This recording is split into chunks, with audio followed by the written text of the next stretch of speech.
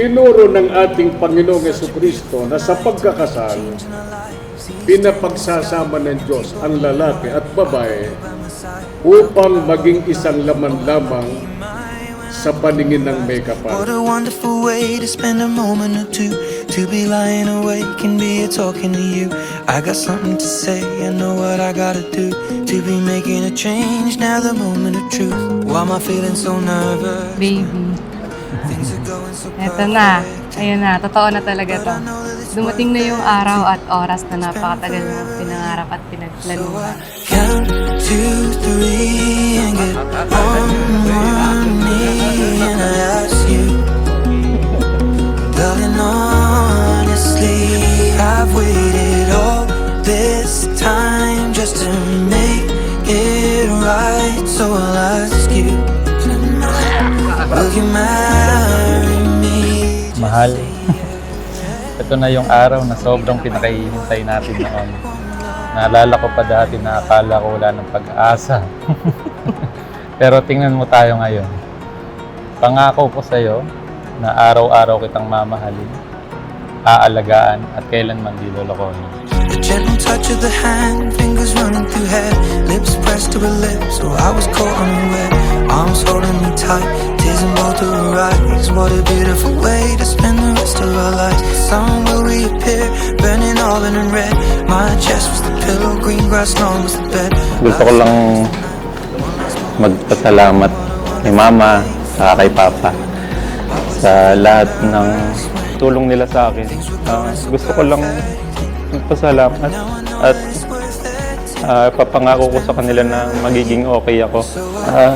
Papangako ko na sa future family ko, ganun din na pagpapalaki ang gagawin ko sa mga magiging anak namin.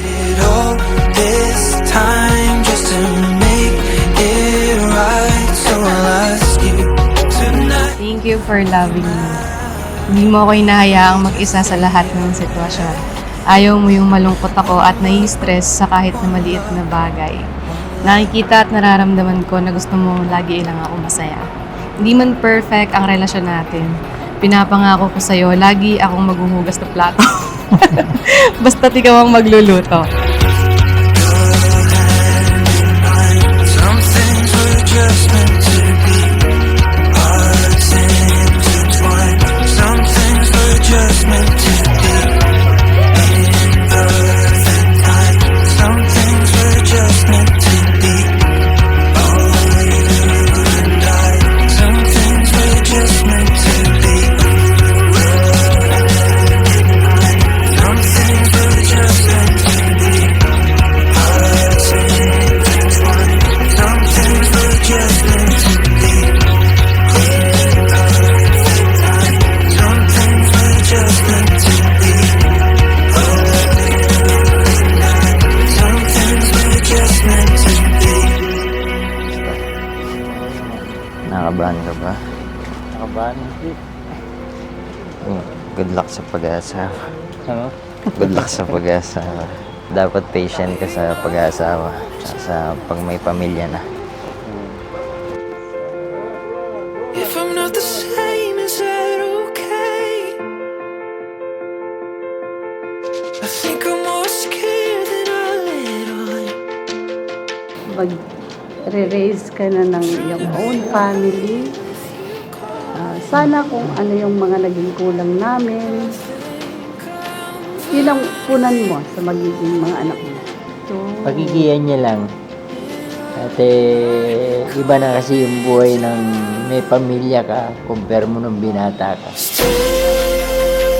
Dahil dito, iiwan ng lalaki ang kanyang ama at ina at makikisama sa kanyang asawa. At ang dalawa ay magiging isang laman, kaya hindi na sila dalawa kundi isang laman. Ang pinapagsama nga ng Diyos ay huwag papaghiwalay ng tao.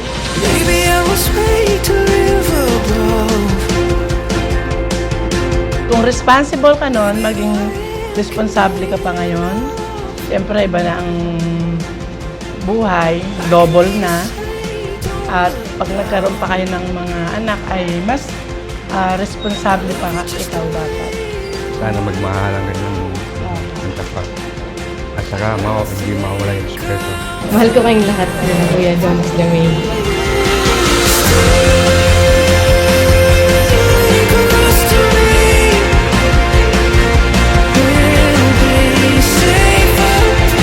Today, I give you my love and my entire being. I love you, and I can't wait to spend the rest of my life with you.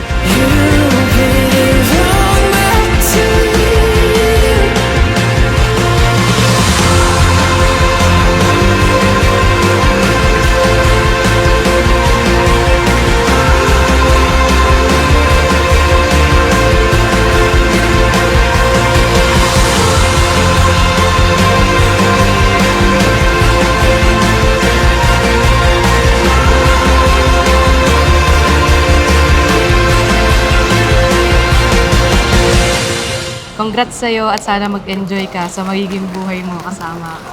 Thank you for being my best friend. Peace and peace. I love you so much, babe. Jemai. Cold